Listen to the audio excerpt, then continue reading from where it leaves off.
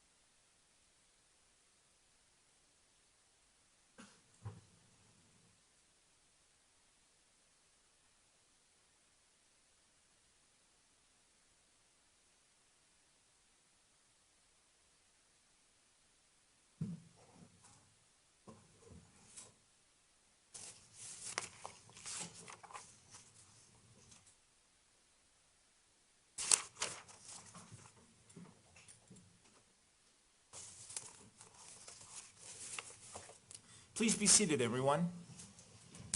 The record should reflect that the jury has joined us. Good morning, folks. Good morning. How are you? Good. Before we start, I wanted to take care of a housekeeping matter. I mentioned earlier to you that I have administered an oath to all my bailiffs, and I mentioned Ms. Robinson and Ms. Gerlings and Ms. Zagel.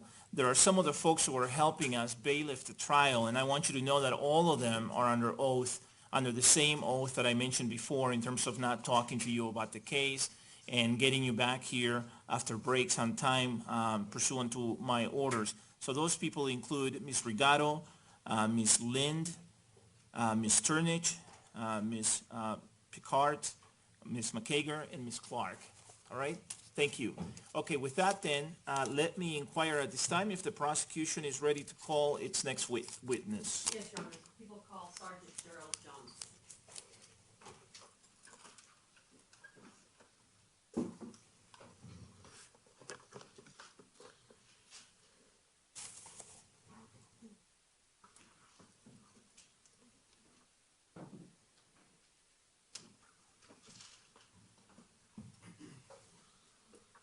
Good morning. Good morning. You solemnly swear or affirm under penalty of law that the testimony you're about to give will be the truth, the whole truth, and nothing but the truth. Yes, I do. Okay, please be seated.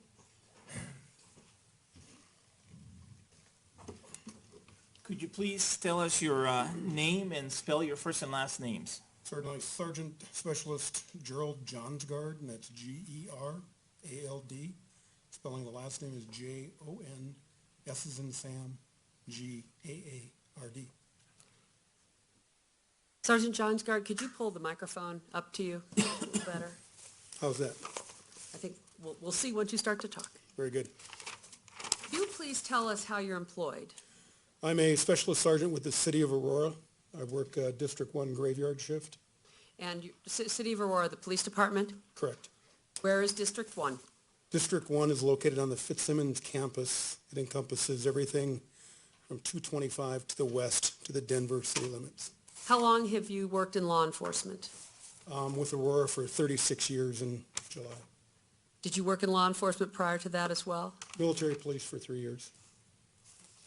Were you working on July 20th of 2012? Yes, I was. What did your duties consist of at that time? At that time and at the present, I was a Specialist Sergeant, once again assigned to District 1.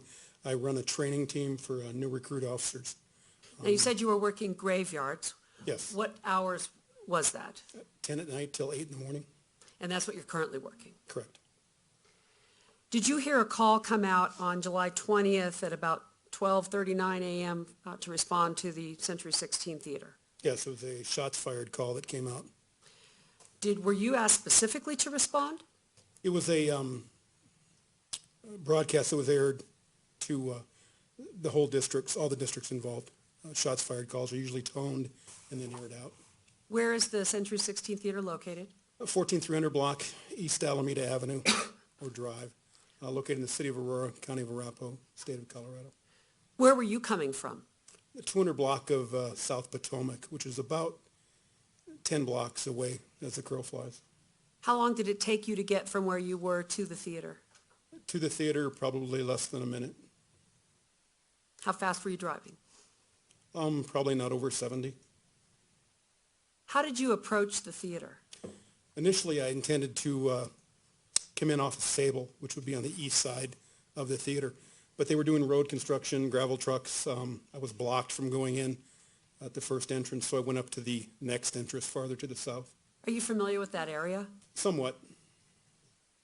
When you entered to park, where did you park? I ended up parking just to the southeast of the theater complex. I noted when I got back there that it was high ground. There was a retaining wall. You could see the entire back of the theater. Your Honor, may I approach the witness? Yes. I'm going to approach you with what has been marked as People's Exhibit 4740. Do you recognize this? That's an aerial view of the theater itself and the adjacent parking lot. And does it fairly and accurately represent the area on July 20th of 2012? It does, with the exception of a dumpster that was located in the rear Your Honor, of I the would theater. move for the admittance of People's Exhibit 4740. Any objection? Thank you. Yeah, without objection, it is admitted. Now, if you could explain on this, and you still need to keep your microphone with you, or? I'll figure it out. Okay. If you could explain, where is the theater on this map? This is the theater itself. This is the front of the theater. The rear of the theater, which pretty much, this is eastbound. This is Sable Avenue. The entrance I intended to come in was farther to the north on Sable, but it was blocked. So I came all the way up and turned into an entrance somewhere in here to the right-hand side. For perspective, where would Interstate 225 be?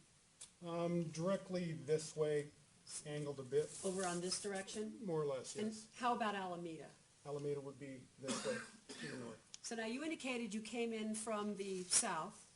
Came in from, I was headed north to south. I came in, made a turn, blacked out, ended up coming into this area right here, blacked out, which commands a view. This is a flat picture, but this wall here is approximately 1 story high. Commanding view of the back of the theaters. So you could see everything that was going on in the back of the theater. Right, the parking lot was lit up. I knew I was probably one of the first cars, especially in the back, so I thought I'd take control of that. When you first got to the back, so that you can get closer to the microphone, when you first got to the back, what could you see? The first thing I saw were some construction workers located right in this area. I'm not sure what they were doing, if they were water workers or what. On the west side of the theater? This is more of the south side of the theater. I could see their orange and yellow vests, that type of thing. They were staring at the theater itself. As soon as I got out, they saw me and were yelling about something was going on. I deployed my rifle, told them to take cover, and moved immediately to the railing area. Now, when you say deployed your rifle, what do you mean? I took out my AR-15, chambered around, turned on the optics, and came to the wall overlooking the rear of the theater, And turning on the optics. turning my red light, or my red dot sight on. So you have your rifle out, you have the sight on, and what are you seeing?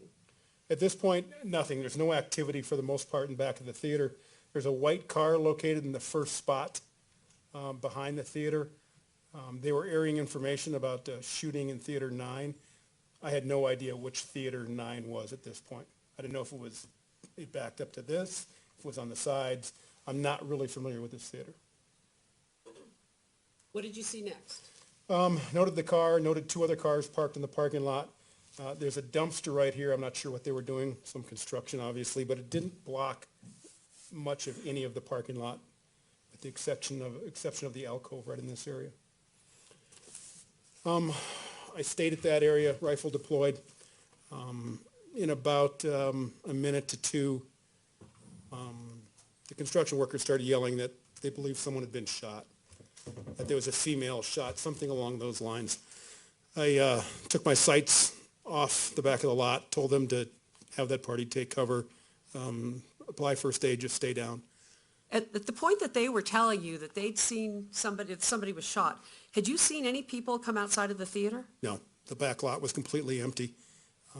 I could see officers cutting across from Sable on foot, coming into the the north end of that lot, working their way towards me to the south. What did you see next? When I came back on sight view, I noticed that there was a person standing next to this white car. The door was open, and I believed it was a SWAT officer. Why did you think that?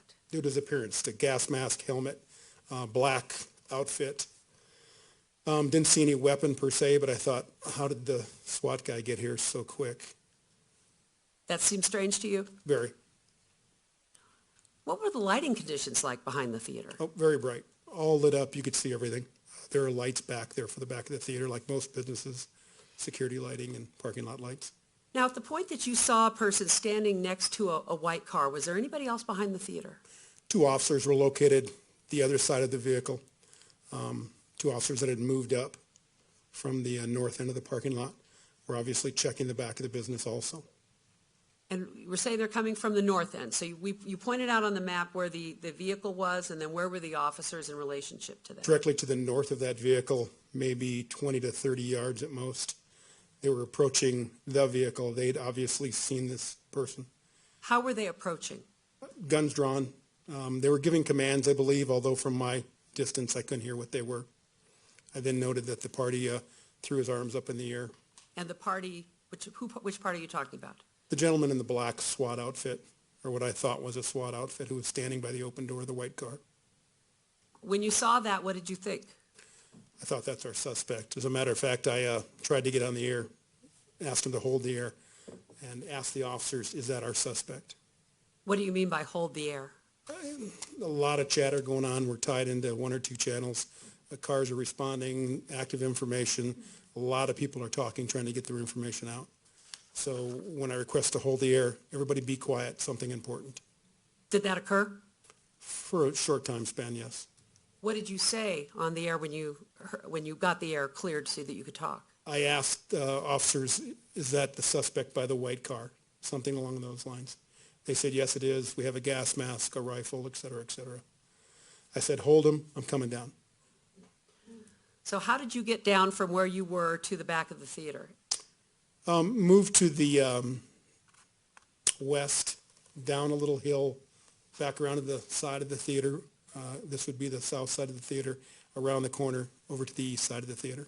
And do we have a photo of 4740? Pull that up, that might be helpful.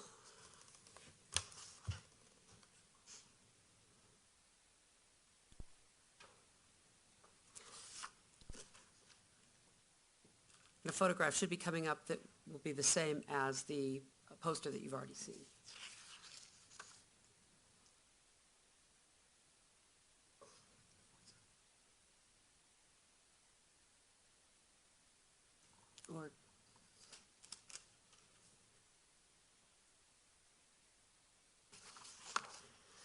Or perhaps not. You indicated that you were coming up on that you had to come down, you had to get down from where you were, because you said that you are essentially a story above where Correct. Where the back of the theater is. So how did you get down there? What I did is I just moved to my left, which would be to the west, crossed into the grassy area, and then took a small hill down to the parking lot. How long did it take you to get from where you were to the back of the theater? Maybe 10 to 15 seconds tops. When you got to the back of the theater, what did you see? I saw that they were stripping items off a gentleman who was on the ground, that they pulled off a helmet, were pulling off a vest, and had him proned out, cuffing him out. Where was he in relation to the white car that you'd seen? Directly to the south of the white car, about 10 to 15 feet.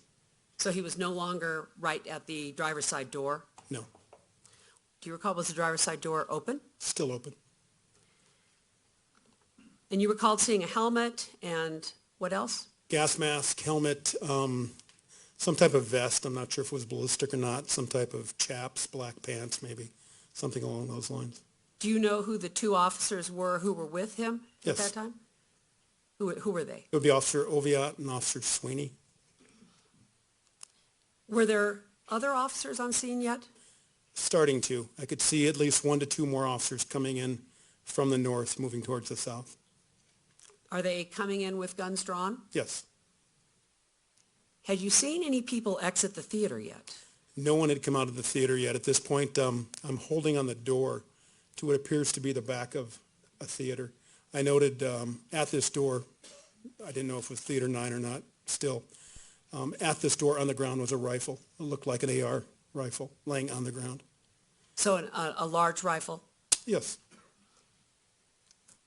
What else did you see on the ground? That was pretty much it. I saw the rifle there. No one had exited the door. I'm trying to cover this door, cover the officers who are moving in from the north. What did you think about the fact that there's a rifle on the ground? Did you think it was a law enforcement rifle? At this point, I'm thinking, no cop would have left that there. So I'm thinking that may be the weapon involved. Maybe, I don't know at this point. Later on, I was able to determine that it was not one of our rifles, just due to the optics on the rifle. We talked about the optics. What are you talking about? You'd call it a scope. We carry EOTech scopes, which are low-profile hologram-type sights. I think that at the time, that was all that was authorized. This was called an aim-point scope, which is more of a scope like you'd see on a hunting rifle, something more similar to that, not something that APD would be carrying. Did you notice anything else near or about the door? About the door itself, not at this point. Later on, I noted that the door itself wasn't shut, and wasn't shutting because there was a plastic tab, I guess you'd call it, holding it from shutting all the way. What color was the plastic tab? I want to say green. I also noted that that green sort of tab, which is a strange-looking thing, was also laying near the property of the defendant who was on the ground being cuffed. And at this point, the defendant, where was he in relation to his car? Probably 10 to 15 feet to the south of the vehicle, proned out on the pavement, head facing to the north. He would be about 10 feet to my right as I'm watching the open doorway, or the doorway area to my left. Did you get a chance to look at him, to see his face? Yes, Do you believe you'd recognize him again if you saw him? most certainly. Is he in this courtroom today? Seated at the defendant's table, a white shirt with blue squares, wearing glasses, small beard, didn't have a beard then. Your Honor, would you let the record reflect identification of the defendant? The record will so reflect. Does he look different now than he did then? Yes. How? Heavier, his hair was pretty much bright orange that night, much longer, clean shaven for the most part. Now, you're seeing the defendant laying on the ground near some distance away from the car, and those officers on scene. You said other officers were arriving. Correct. At that point, what else is starting to happen behind the theater? About this time, a female came busting out the rear door, the one I was covering, startled me. Door smacks open, she comes running out, starts running towards me. I tell her to move to her left, which would be my right. I've got her at gunpoint, I'm not sure who she is. I'm telling her to move to the north, just move down a few steps. She keeps running. She's on her way out of there. About this time, a gentleman comes out. His pants are flapping, obviously bloody. He's got a pretty good leg wound. He's also headed to the north now. So I go after them, telling them to stop. An officer's coming in from the north. He too is telling them to stop. We travel about 30 to 40 feet. They stop. She's screaming. She's hysterical. She says that there's somebody shooting. We got to get away. We got to get away. Something to that effect. I tell her, and by now there's another third gentleman who's shown up. He's come out the theater. They're all right there in close proximity. I say, sit down. They all immediately drop to the ground. Why did you tell them to sit down? So we could control them and figure out what's going on. I guess I was a little stunned that they just dropped. We can now see the picture up on the screen, and if we have a pointer that up here, and I don't know if it'll work or not, so if you can give it a shot and see if it does. But if it, does it work on the screen? You can barely see it. We did. All right. Please keep your voice up because you're looking away from the microphone, okay? Will do, sir. Or you can pull the mics in with you too, I think. If All right. you could point out where the exit door was that you saw people coming from on that. The exit door itself would be in the alcove. Picture's a little grainy, but right in here for the most part. This is a locked trash bin. There's a gate on the front, and the exit door alcove goes straight in here. And when you first saw police officers coming up towards, where was the white car on this map? White car would be in the first parking spot, right there. When you first saw police officers coming up towards the person by the right car, where were they coming from? I noticed them first coming in, out in the parking lot. My thought process was they were too exposed, but of course I can't get on the air to say anything.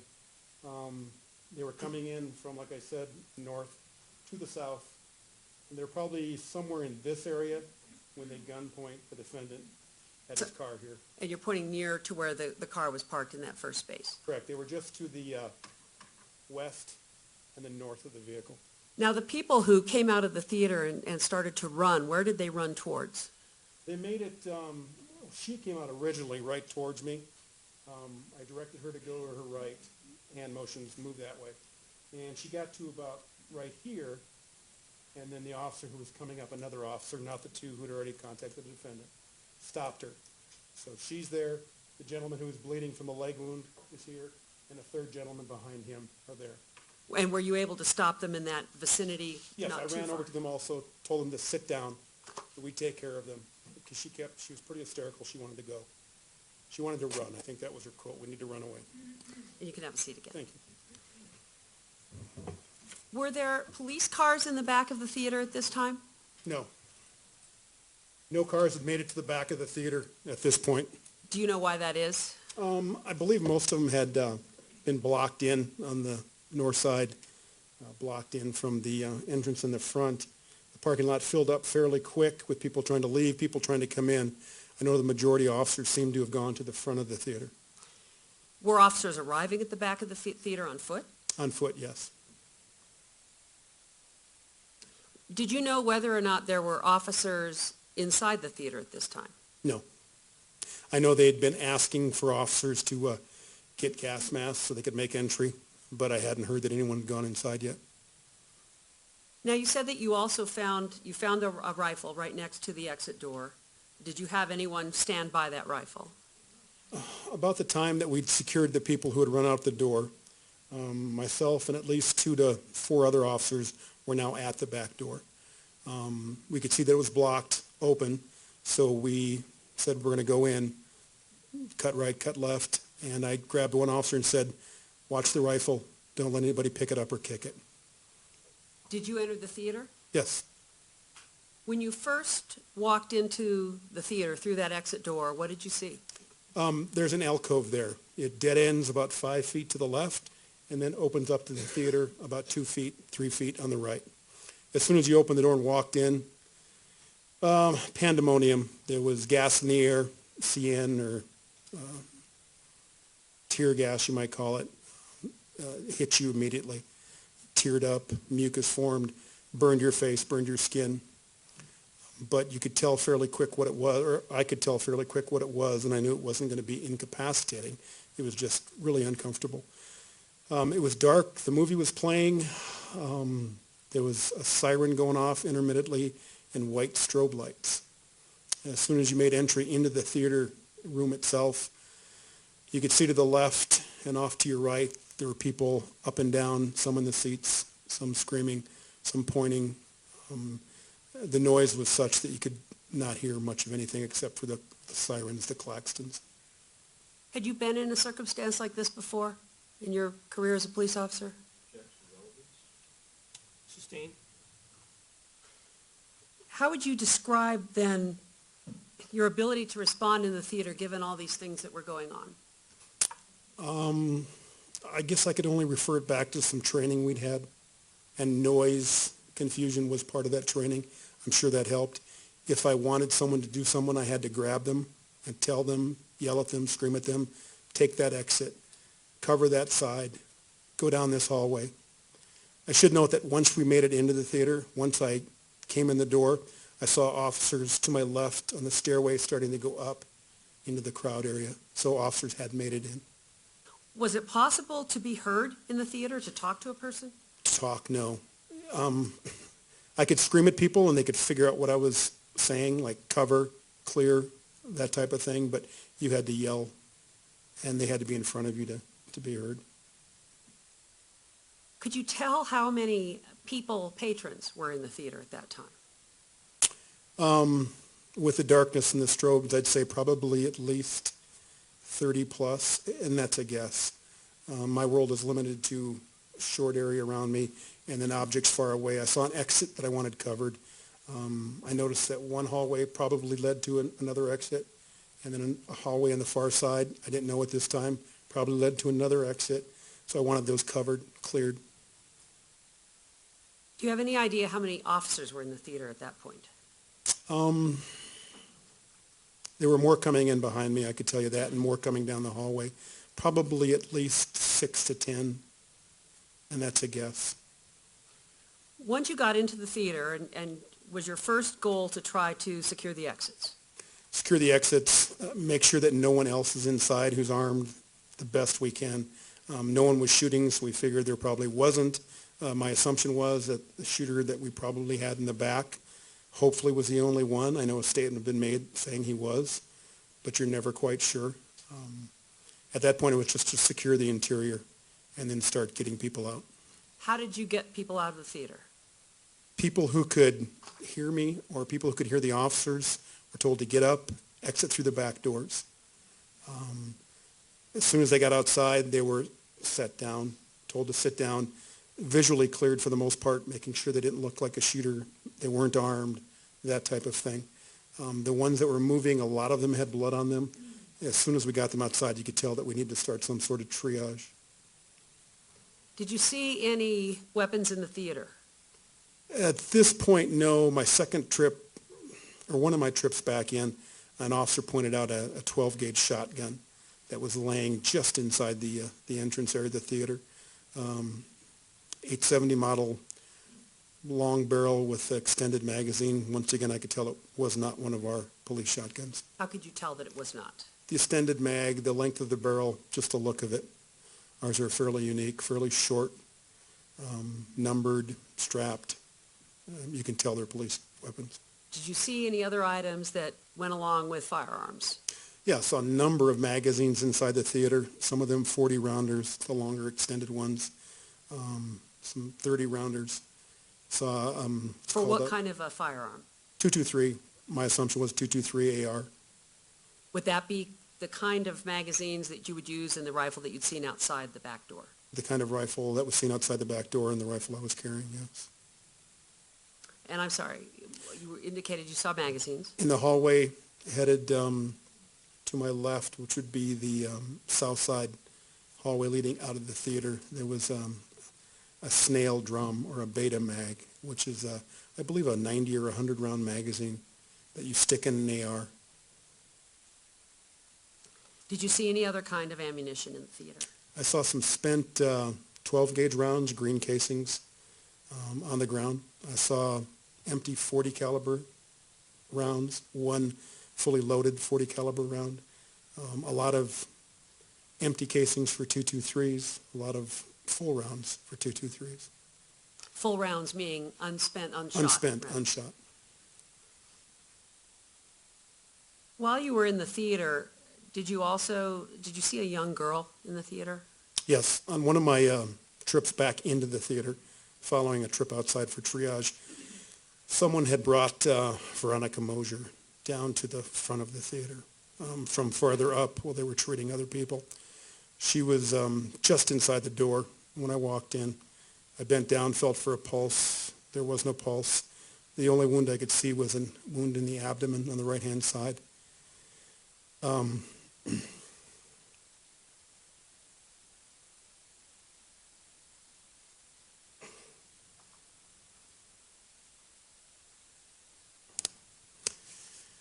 At that point, I saw Sergeant Hawkins, who was an officer at the time, coming down the stairs. I got his attention, said, I want her triaged, I want her out of here.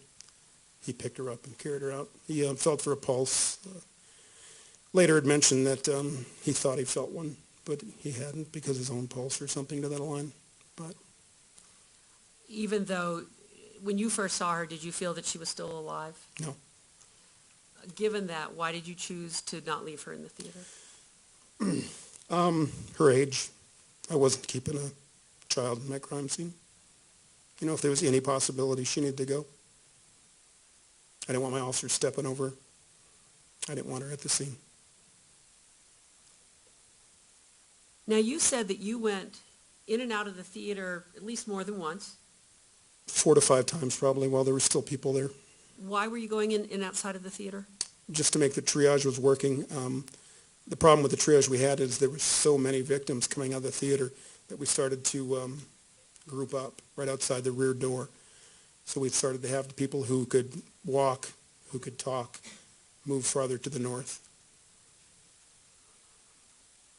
While you were in the theater, did you see people that appeared to you to be deceased? Yes. Was anyone checking them to ensure that they were deceased and couldn't be saved? Officers who initially came in were checking all the bodies that were there. Later on, when triage was started outside, I told other officers to make sure you double-checked those victims. And then later on, a third time, I personally checked the victims. Why did you do that?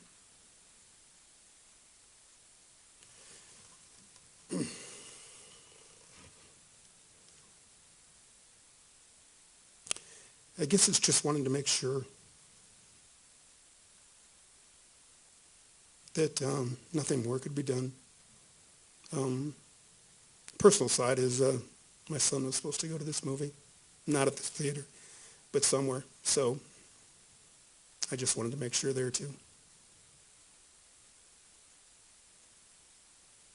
At some point when you were in the theater, was the movie turned off? At some point it was, yes. I know an officer had been yelling to get it turned off, and finally in one of my trips it was, and the lights were on. Were the alarms still going? Strobes were still flashing. There wasn't the audible sound anymore. Once the alarm sound was off, could you hear anything else in the theater? Cell phones. All the cell phones that were left were laying on the ground, were ringing. That kept going on all night long.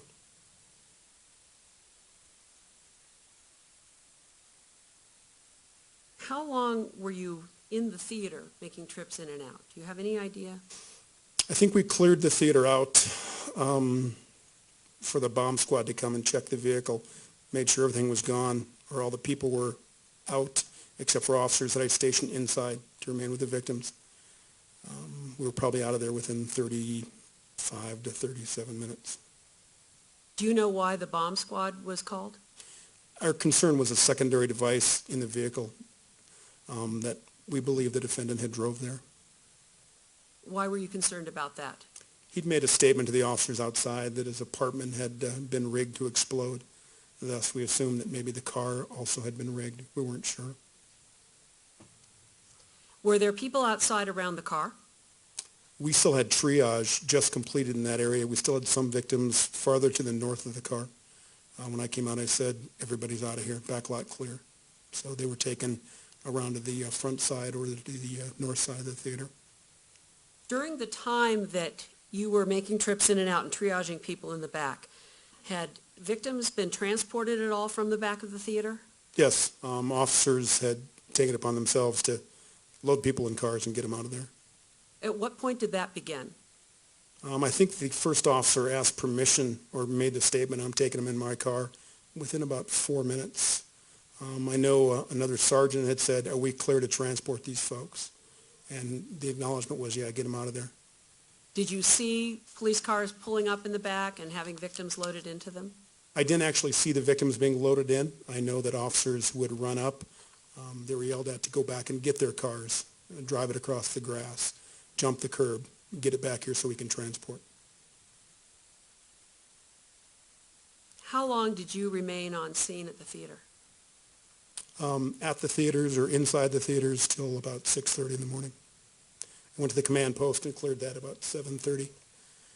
Went and wrote reports and went home around 2 o'clock. One moment, please.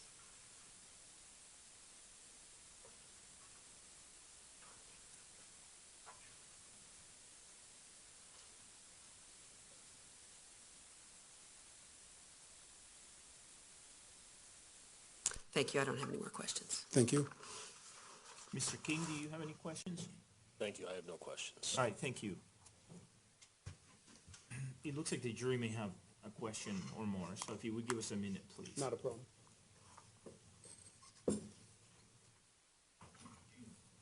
Thank you.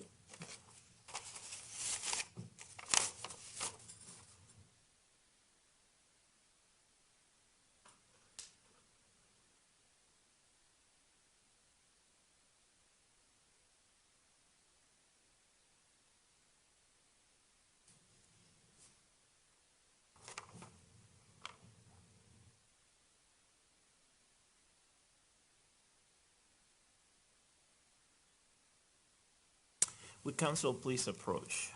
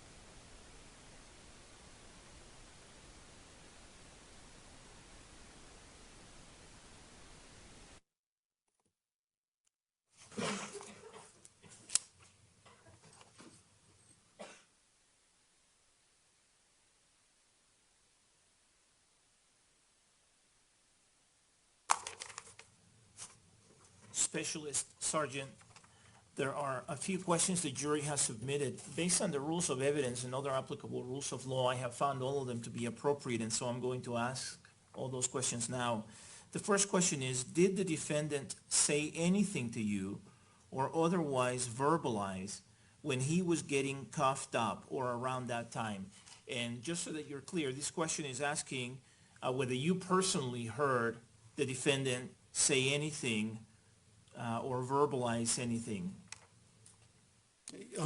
I heard nothing that I could understand. I know the officers that were cuffing him. Hold on. You I heard talk nothing. Okay, there you go. Thank you. You can't talk about what the officer said. Got it. That would be hearsay. Okay. The second question is, what was his general demeanor upon being cuffed? Fairly wide-eyed. He looked like he was hot, but then again, being in Kevlar would do that. That was it. Wasn't aggressive, wasn't yelling, wasn't screaming, was just being cuffed up, having stuff removed. The last question is, was he resisting being cuffed? Didn't appear to be, no. Any follow-up questions based on those questions from the jury, Ms. Pearson?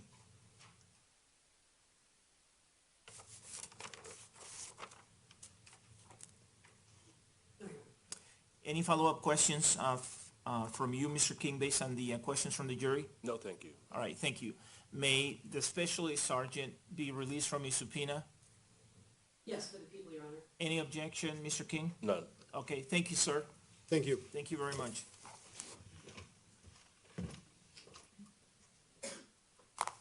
Call your next witness, please.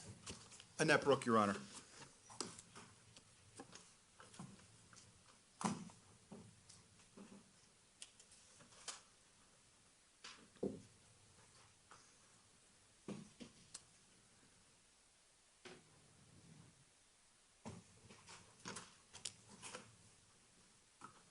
Good morning.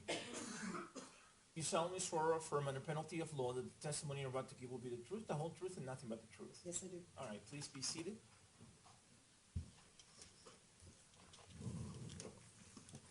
Please tell us your full name and spell your first and last names. Annette Brooke, Annettebrooke. Mr. Orman, you may proceed. Thank you. This may sound like a ridiculous question in that you're wearing an Aurora police officer's uniform, but what is your job? I'm a police officer with the City of Aurora. How long have you been a police officer? I'm into my 23rd year. Always with Aurora? Yes. And what is your duty assignment? I work patrol, Graveyards, District 1. How about back on the early morning hours of July 20th, 2012? What was your duty assignment then? Patrol Graveyards, District 1. You say graveyards. What was the shift then? When did you start? When did you stop? Our graveyard shift is from 10 p.m. to 8 a.m. We work 4/10s. I'd like to ask you now some questions about the police response to the Aurora Century 16 Theater in the early morning hours of July 20th, 2012. Did you participate in the police response? Yes, I did. I want to ask you where you first were when, and I see you smiling, but I need to ask this question, where you first were when you heard the call that something was going on at the theater. I was standing in 7-Eleven at 13697 East Isle waiting to use the bathroom. Did you wait to use the bathroom or did you just leave? I left. Where'd you go? Got in my patrol car and jumped on the highway and started heading towards the theater. How far away, if you know, was this location of the 7-Eleven from the theater? Roughly 20 blocks. How long do you think it took you to get there? A couple minutes, maybe.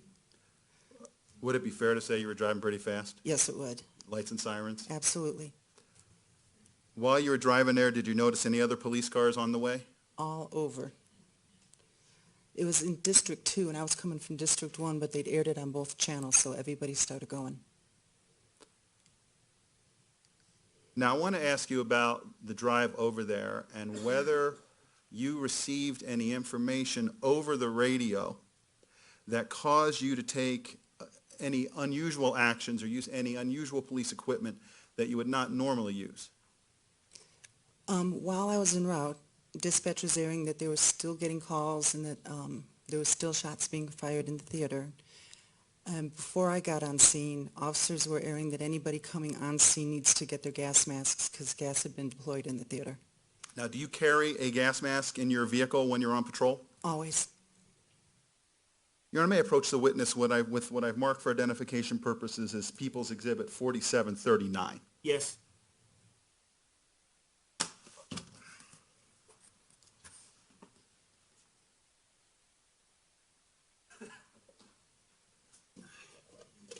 Can use that microphone there. Okay. What is this? That's an aerial display of the theater. Is this an accurate depiction of the situation at that theater, the way it would have looked that night? No, that's a typical day. That's Okay. not at all the way it looked. Fair enough. It's not a nighttime picture. Okay. But is it an accurate depiction of the layout where the streets are, where the theater is? Yes, it is. Your Honor, I move to admit 4739. Any objection? Okay, without objection, Exhibit 4739 is admitted. And Your Honor, if it's okay, I'd like to put it up on the monitor because that seems to work a little better. Okay, let's do that. It may be published. And it may be easier to just give her a handheld microphone. Do you want us to do that? Yes, Your Honor. Thank Okay, you. could we do that, please?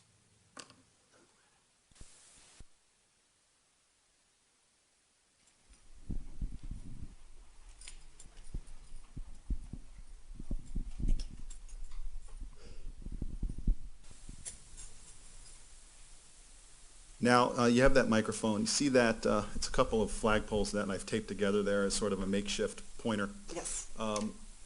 Can you point out on 4739 where you parked your car? Sorry. Right here.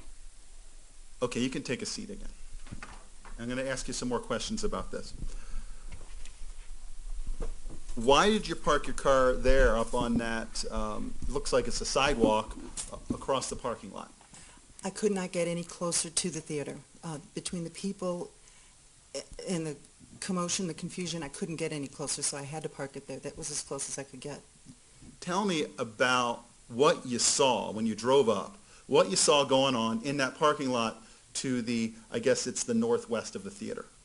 There were people running out of the theater. Some were screaming, some were crying. There were officers that were already on scene that were calling for rescue.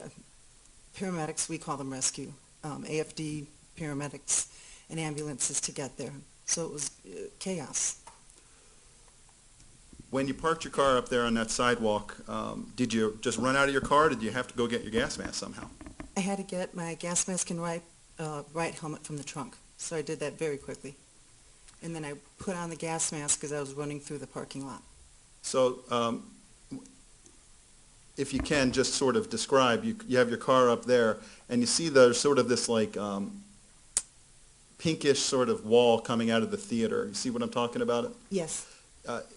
How did you get there? Can you describe the route you took and use those as points of reference? I ran diagonally from where I pointed my car, or from where I pointed to where my car was, to the area where that, sorry, If you want to use the pointer, use the pointer. to right about here. Okay. So I just ran diagonally. And you said that you were sort of in the process of putting the gas mask on as you're running across the parking lot, is that right? Correct. Between now this time where you got out of your car and you got to that door that you pointed out, and you're putting on your gas mask, did you see any people that appeared to you to be injured in that parking lot? Many. Some were on the ground, some were still running out, some were running towards officers, some were just running to get away from the theater. Do you have any idea of how many injured people you might have seen? Dozens? Now, under normal circumstances, when you're responding to a scene and you see people with, well, let me ask you this, I forgot to ask this. What type of injuries did you see? They were bloody. I didn't stop to see what kind of injuries, but some had blood on their arms, some had blood on their faces, blood on their body, blood on their hands. From the information that I had going to there, I was assuming those were gunshot wounds. Under normal circumstances, as a police officer encountering people that are running around upset with possible gunshot wounds, would you normally stop and render assistance? Absolutely. Did you do so here? No, I had to get in the theater. Why would you ignore people with gunshot wounds or potential gunshot wounds in the parking lot to get into the theater? We did not know where the suspect was. The officers that were on scene at the time could not get in the theater because the gas was so thick. So those of us that had the gas masks on had to get to the theater, get inside, make sure that the suspect or suspects weren't in there still reloading or, waiting for a secondary ambush. Is that part of your police training when you have one of these active shooter situations? Yes, we run towards the gunfire. We stop the shooting. Stop any more victims from becoming victims. I want to now ask you about going into that theater building there.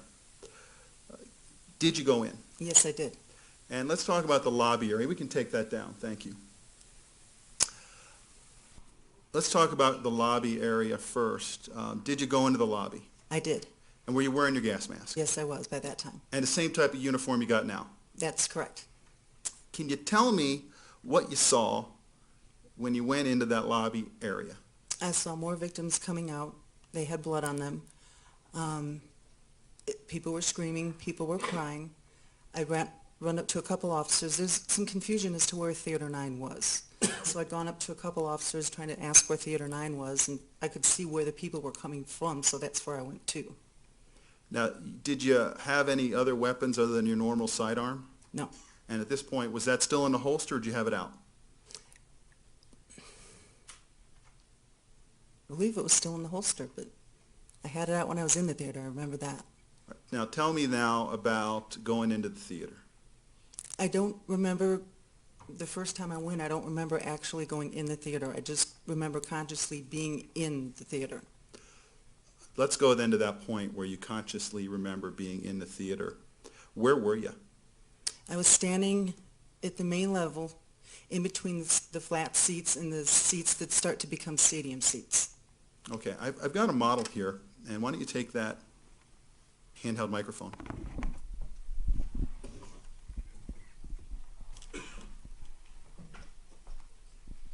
And I'm going to hand you this laser pointer. And why don't you go around there? And does this look like the theater? Go around to the side, please. So, yes, it does. okay. And Let me point it this way a little bit. Can you please point out where you first remember being? Right about there. Okay, so right around here towards the back of the flat part Yes. on what, if you're facing the screen, would be the right-hand side. Yes. Okay. And let me point it this way. And if you could show that to the members of the jury. And you pointed the same spot. Yes, I did. Okay, thank you. You can go back to your seat.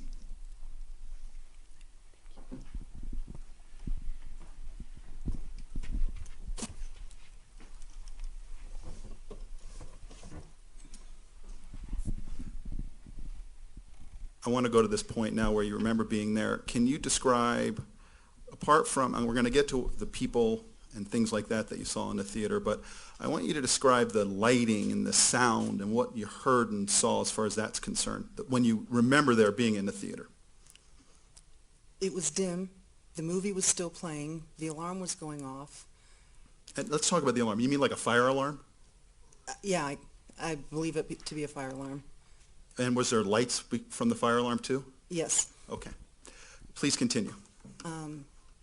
It was dim. I could smell the gas. Well, you were wearing a gas mask, right? Right. The gas didn't affect me, didn't do what it does if you don't have the mask on, which is the teary eyes, the runny nose, the coughing. But it had a definite odor, and I could smell that. Please continue. And then I began to notice the bodies, the live victims, the blood. And then we had to clear the theater to make sure the shooter or shooters weren't still in the theater.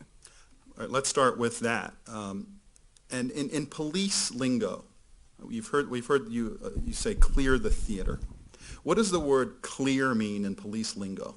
That means go up row by row, aisle by aisle, make sure we don't have somebody laying down with a gun ready to pop up and start shooting again. Did you So clear it means secure it, I guess. secure? Did you and other officers then go and secure the theater, clear it? Yes, we did. Describe how that happened. I went up one aisle, and there were already officers going up, and we just did quick clearance, looking down the aisles, the rows of seats, making sure we didn't have anybody with a gun. That's before we started working with the victims. Did you see anybody with a gun? No. Now, at this point, did you know anything about what other officers might be encountering outside of the rear of the theater? No, I did not. And with the noise and everything going on in the theater, do you think you would have heard something coming over your police radio? The only thing that I heard coming over the police radio were the other officers that were still screaming for ambulances. You talked about clearing the theater and not finding any other threats. When you were doing that, did you see injured parties? Yes, I did. Tell me about the injured parties that you saw. Some were standing, bleeding, laying down. Some weren't injured, but were pointing to other injured people, trying to get our attention for them. Did you take any actions yourself to help any of the injured people? Yes, I did. Now, was this at your own volition, or was it at the order of somebody, or both? Both. I believe it was Officer Jarrell said, because we weren't getting rescue paramedic people in, and we had some very badly injured people that we had to get out and get to help. So I believe the phrase was, if it's got a pulse, get them out of here. So we started any ambulatory people, anybody that looked like they could walk, we were getting them first. Do you remember helping then people get out of the theater? Yes, I do. I'd like to first ask you about an injured African-American male. Do you remember helping that person? Yes, I do. Where was that person when you first came in contact with them? He was standing in the portion of the theater that goes up that I refer to as like the stadium seating, and he was in the rows, and he was holding his arm, and I remember seeing blood coming out of his arm. What did you do to help him? I called to him a couple times, and he wouldn't come to me, so I actually reached out, took a hold of him, and helped him to crawl over the seats and around a female that was laying down. And I escorted him out and handed him off to another officer. Where did you escort him to? I escorted him out the regular door that you would leave the theater. In other words, to the front into the lobby. Yes. When I got to the lobby area, I handed him off to another officer, and I went back inside. I want to now ask you about an injured white female wearing black pants. Did you assist a woman fitting that description? Yes, I did. Can you please describe where you saw her, what her injuries were, and what you did? She was also in the stadium seating portion, in the rows of seats, and she'd been shot in the leg, so she couldn't walk. So she was the next one that we got out. And I crawled over the seats, and I believe it was Officer Weber, handed her back to me, and I held her while he crawled over the seats so we could get her to the main aisle, down the stairs, and out the theater. I got about halfway down the stairs, Officer Weber and I got about halfway down the stairs with her when the officer said, "I got it," so I went back up for somebody else. Did you see where he took her? No. I don't know if he took her out the emergency exit or out the main one. All right, so you went somewhere else. Where'd you go? Went back up to the stadium seating aisle, and I saw a male laying face down with his arm outstretched. He was unresponsive, unconscious, and I wasn't sure if he was alive at first. And then I saw what looked like his back move. So I called out that we had another one, and I grabbed his arm, the one that was outstretched, and pulled him towards me. We rolled him over, and I could see where he'd been shot, and it appeared to be gunshot because there were several holes. What, you mean gunshot? Like I'm sorry, shotgun. Okay, Shotgun. please continue. He was still unresponsive, so, but alive. So we picked him up and carried him out using the emergency exit to a patrol car that was parked right outside there, put him in the back of the patrol car, and that officer took him to the hospital. Now, you say the emergency exit. Do you mean the exit in the back of the theater that would sort of go towards that front of the model? Yes. I'd like to have you describe with this person, with this male that you were helping, what you saw when you went outside, what you observed when you took him to the police car, and how you got him into the police car. We just basically threw him in the back of the car. He never woke up. I did find out later that he did live, but he never woke up, so we just got him in the car. When I went back in through the emergency exit door, and I noticed an assault rifle laying on the ground with an officer standing over it. Do you know the name of the male that you helped into the car? No, I don't. Now, under normal circumstances, on a normal police call, would you, stop to get that information? Yes, I would. But could you do that here? No, there was no time. You described going back in through that back door, and you described seeing a rifle on the ground. Did that look like a police rifle to you? It did. What did you do then? Walked around the rifle and went back inside to see if there were any more people that we could get out.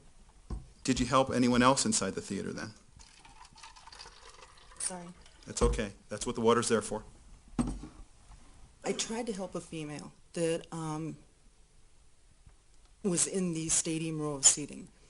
She was sitting down, very pale, very sweaty, holding her stomach, and it looked like she'd been shot across the stomach. It looked like she was holding her guts in, and she was covered in blood. Did you do anything to help her? We got her up, carried her to the main aisle to lead downstairs, and there was just too much blood and she was in too much pain to continue that way. So we laid her down in the main aisle, and a couple officers went to get a collapsible stretcher to put her on the stretcher and carry her out that way. When they did that, I went to continue searching. Do you know who that female was? I found out later what her name was. What's her name? Farah.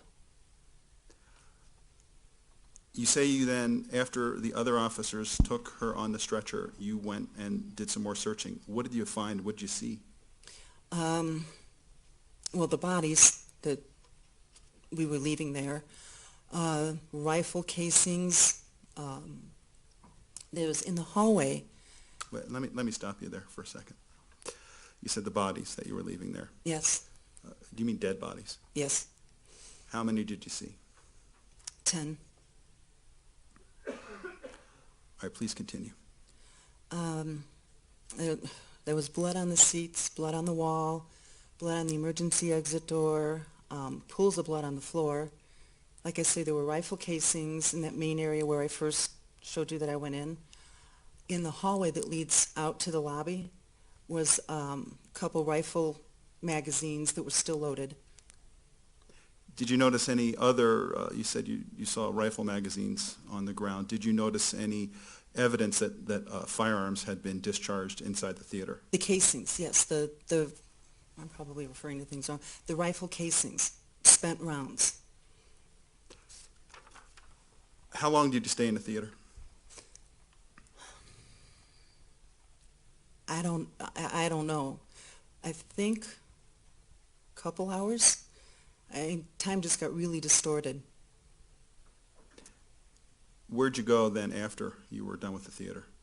Well, I stayed in the theater till the paramedics came back in, when we finally did get a medic to come in. And then I was moved to once the medic had to come in and confirm that all of the bodies that we were leaving in the theater were dead, that we couldn't help them. So You say confirmed. You knew that though? Yeah, you could tell on some of them, and Officer Giroth had gone around and done a preliminary check on the ones. And then this medic came in and did a secondary check, just because. So then we could secure the theater, and by secure I mean lock it up, no one else in, no one else out, until our crime scene got there. So I was moved to the doors in the lobby immediately outside the theater. When you were there in the theater, was there ever a time when the movie stopped? They tore the screen down finally, so it wasn't, we couldn't see it, but we could still hear it. And eventually, I think somebody did get it to turn off. How about the lights, the house lights? Did you ever remember them coming up or coming on? I don't remember. I'm sorry. Can I have a moment? Yes.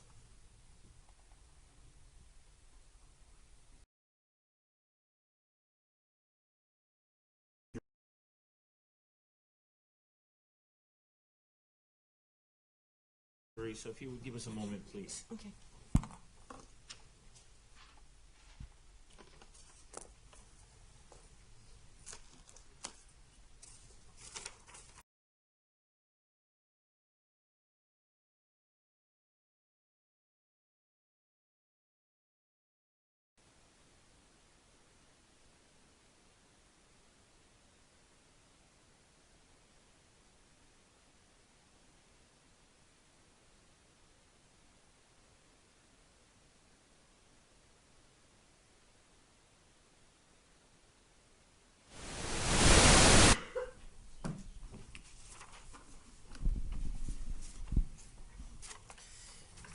Ma'am, the jury has submitted a couple of questions that I have found to be appropriate based on the rules of evidence and other applicable rules of law. And so I am going to ask you those questions now. The first question is, did you see injured people or deceased people in the flat part of the theater? No, I don't recall seeing any in the flat part. The second question is, were most of the injured or deceased in a concentrated area of the theater, or were the injured or deceased dispersed throughout the theater? The ones that I saw were in the stadium section, so the rise portion, and they were dispersed. Some were, I don't think there was anybody that was more than 2/3 of the way up. So I could say the lower portion of the stadium seating. Any follow-up questions, Mr. Orman, based on those questions from the jury? No, Your Honor, thank you. Any follow-up questions, Ms. Brady, based on those questions from the jury? All right, thank you. May she be released from her subpoena, Mr. Orman? Yes, Your Honor. Okay, without objection, you're released from your subpoena. Thank you. Okay. Call your next witness, please. Your Honor, you can call Josh Nolan.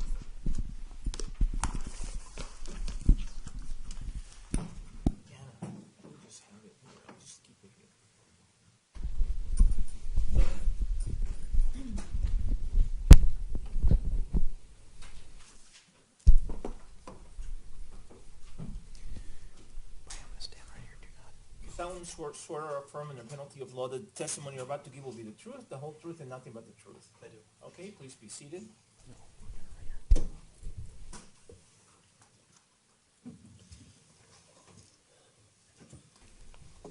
Could you please tell us your name?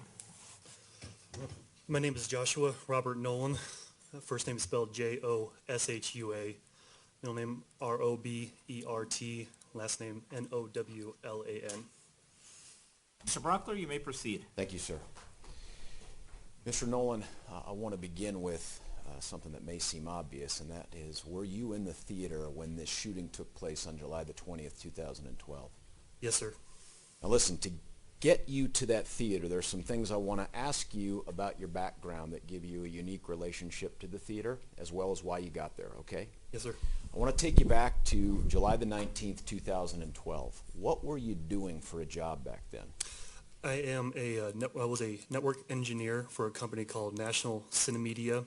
The company is an advertising company for the movie theaters companies across the country.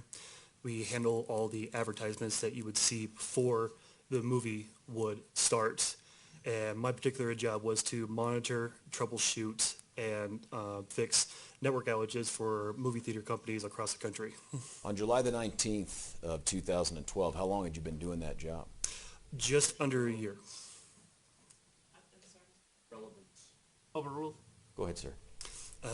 My 1 year anniversary was just after the shooting. Now, there are certain perks that you get for working for one of these companies? Yes. Tell us about them. One of my perks is that I am allowed to get it's called a movie pass, which allows me to pick a particular theater chain, and I get to go to movies for free, and I get an additional plus tickets if I want to bring a guest. Now, does that apply to all theaters everywhere, or only certain kinds of chains, I guess, of theaters? Just particular chains. When you first start, you can choose either between Cinemark, Regal, or AMC. And I chose Cinemark since it was the closest movie theater to my residence. This Cinemark 16 that we're going to talk about here in a bit, is that the theater that was closest to your house? Yes, sir. In the year that you were almost working there, preceding July the 20th, 2012, how many times do you think you'd seen a movie there? Dozens of times. I would take my children and friends and myself to the movies a lot. Did you have the opportunity to sit in almost all the theaters in there? I believe so, yes. Especially big blockbuster movies, since Theater 8 and Theater 9 are their two biggest auditoriums. Now, to be fair, does this sweet perk that you have apply to the big blockbuster premieres? Yes. But we're not allowed to go on the opening nights according to rules for that particular theater. I would be able to attend the movies probably a week later for free if I wanted to use a free ticket. So for this particular evening, you had to go out of pocket for this? Correct. Now tell us, what is the draw to Batman, this comic book hero, for you? I've always grown up. What's the relevance, Mr. Why he came to the theater that night on this particular evening, Judge? All right, I'll allow it. Go ahead, sir. I've grown up to be a real big superhero type of person. Love comic books, and I kind of spread that to my children as well. Batman was always a big movie comic book character that I've always enjoyed, but my favorite character is Wolverine. Okay. Did you go with your kids on this particular evening? No, sir. And how many do you have? I have two boys. Okay. Who did you go to the theater with? I was with my two friends, Brandon and Denise Axelrod. Now tell me what was going on that day prior to you guys heading off to go to this theater. Brandon and Denise were just coming back home from their honeymoon that they just got married in Florida. When they came back, we always kind of talked about wanting to go see the movie. We know we wanted to see the movie, and we discussed about going to the midnight premiere of the movie. When they came back that day, we got together and we arrived at the theater sometime in the afternoon to pick up our tickets early as we can to try to avoid any of the big lines. Did you have any troubles getting the tickets? No, we didn't. What'd you do in between that time that you picked up the tickets and you actually head back to the theater? After picking up the tickets, we went ahead and got some lunch, and we went back over to Brandon and Denise's apartments, and we just hung around, and to my knowledge, I remember we actually watched the other two movies of Batman before we go and see the premiere. Getting prepped? Yes. Okay. What time do you recall heading out to the theater with Brandon and Denise? We left about an hour before the movie would start. We would probably arrive about 30 to 45 minutes prior before the doors were opening. Did you drive together or separately? We drove in 2 separate cars. My plan was to leave after the movie and go back to my home residence. Now, was this timing based on some expertise you developed on how to get the best seats? Kinda, a little bit, because, for big blockbuster movies, the sooner you try to get there and try to get to the best seats, the better. Okay, so when you got there, describe for us how many people you saw at the theater that you thought were going to see Batman. There were a large number of people that was already at the movie theaters. Lucky for us, with our tickets, we just avoided all the lines and went straight into the auditorium. Once arriving inside the auditorium, we would always want to try to pick the seats almost right in the middle, in the upper stadium area, towards the middle. Once we actually saw a quick opening, we pretty much bolted to it as fast as we can before anybody else would grab it. Now, is that your favorite area to go and sit and watch a movie, is up in the middle, both north and south and east and west? Yes, sir. Were you able to do that for this movie? As close as possible, yes. Look, before I walk up there with a picture of the seating and have you tell us where you were seated, do you recall whether or not you got any concessions or anything? I don't recall if we picked up anything from the concessions before we went in. You have a pen up there? Yes, I do. Okay. Your Honor, may I approach with what has been marked as People's Exhibit 1198? Yes. Sir, I'm handing you this exhibit. I've just read the number to you. Take a look at that and tell me if you recognize what that's a drawing of. It is a diagram of the auditorium. To your memory, is that how that theater number 9 looked when you watched a movie back on July the 20th, 2012? Almost perfect to the detail, yes. Do us a favor if you would. Take that pen that's up there, and if it doesn't work, let me know. And I want you to circle, as best you can recall, the seats you think you and Denise and Brandon were in at the time that you saw the movie.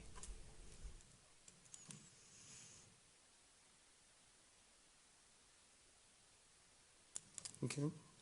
Would you like me to repeat out the row that I believe that it was in? If you remember what row it is, yeah, tell us. I believe when we were sitting either in row 11 or row 12 towards the middle of the seatings. Now, do you remember who was sitting next to who? Yes, next to me was Brandon, and then next to Brandon was Denise. If you'd show the jury, if they're the movie screen, where are Brandon and Denise compared to where you're seated? Brandon would be next to me on my right, and Denise would be on the following end. To make sure to keep you from his wife. Of course. Okay, that's it. I get it. You sat there. What did you do while you waited for the lights to go dim and the movie to start up? They were chatting about their honeymoon, and we were just doing the regular normal talk, upcoming movies, and just the simple chats that most guys would talk about. Was it kind of a light and exciting Oh, environment? we were very, very excited. Now, when the lights go dim and the trailers start, do you remember any of the specific trailers? I don't remember all the Pacific trailers. I do remember seeing the Hobbit trailer, so I was very, very excited for that. Was there someone else who did something during the trailers that sticks out in your mind from that evening? Yes, I do remember there was a gentleman who was overly excited, who kind of did the whole, arms up in the air and screamed out because how excited he was about to see the movie. Describe that guy as best you can. Basically, in my best description, he basically did a big whoop. It's just like, yeah! And, so he was really excited to be here. Did you see much of him? Was he a big guy, little guy, short guy, was tall guy? He was definitely a bigger gentleman. And as best you can recall from where you're seated, where was he? Was he in front of you, behind you? He was sitting in front of me, probably several more rows in front of me, just kind of off to my left a little bit. What was the response from the crowd to that? Was that sort of the sentiment of the evening? Some people reacted to his hollering and kind of followed along. What do you remember next, sir? The movie started, and everybody started to, get a little quiet. Some people were still a little excited. Watching the movie like any other And I would say probably within about the next 15, 20 minutes is when the events started. We've heard this description from a couple of folks, but so that we get it from you, tell us the last scene you remember before things go different. The last scene that I remember was when the Catwoman was trying to steal the pearls out of the safe, and Batman came right out and shot the arrow right at her, and then she escaped. Now listen, I appreciate that we're not in this theater, and I'll have you use this model at some point, not right now. But from where you're seated, as I ask you these questions, I'm going to ask you to consider this area in front of you to be like the theater where you were looking down, okay? Yes, sir. What do you recall happening after that scene shows up on the screen back there? From what I remember, was there was a sound, more of a hissing sound of something that was being thrown, and I remember it kind of being thrown off into the left side of me. It sounded like somebody throwing like a tin can or like a can of peanuts or anything. I heard the clinking noise, but then it followed by a large sound, kind of almost like you would hear from like a firecracker or like a cherry bomb. Once I first initially heard the sound, I thought maybe someone was playing a prank. Somebody was trying to make fun during the movie. I tried to ignore it and tried to continue to watch the movie, but my mind and my body wasn't in the best shape. I knew something was something that's happening, so my brain wasn't. And we'll get right back there. I just want to follow up with a couple things. One, you indicated with your left hand that this thing this tin can sounding hissing noise thing flew to your left. Is that fair? Correct. Do you know where it came from at the time that you heard it? I didn't know exactly where it came from. I assumed since the sounding, I figured it would either been somebody from the right side of the theater or somebody from the left was just either tossing something in front of them, but I couldn't distinguish exactly where it was coming from. It sounds like what you're describing is your mind is trying to piece together all these different things. Is that what you're talking about? Correct. When it landed, was that in front of you? Not directly in front of me, no. How far in front of you do you think it was? I can't say exactly how far away from me, but you can tell it was from a little bit of a distance to my left. So the sound, you can tell it hit some sort of a concrete flooring, so I assumed it had to been the base of where everybody would come in from to the theater. Do you recall what the reaction of either Brandon or Denise were, or the people around you, when that hissing noise and that tin can sound happened? We assumed probably the same as my thought was that we thought it was some sort of a prank or something that somebody was trying to do during the movie. You described hearing an initial couple sounds like firecrackers. Correct. Did you continue to conclude that they were firecrackers? At first it was, but then my mind saying, no, this was not a firecracker or anything.